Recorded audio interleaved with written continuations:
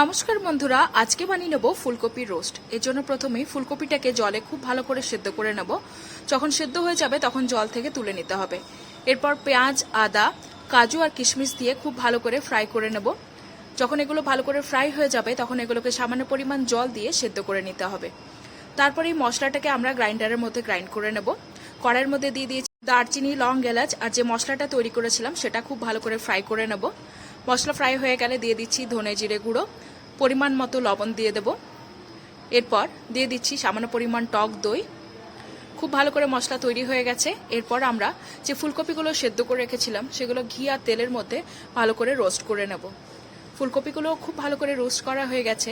এরপর আমরা এগুলোকে তেল থেকে তুলে নেব আর যে মশলাটা তৈরি করে রেখেছিলাম সেটার মধ্যে খুব ভালো করে মিশিয়ে দেব। সামান্য পরিমাণ জল দিয়ে ফুটতে দিয়ে দেব, এতে টেস্টটা খুব ভালো আসবে। তারপর ওপর থেকে কাঁচা লঙ্কা ছড়িয়ে গরম গরম সার্ভ করব ফুলকপি রোস্ট।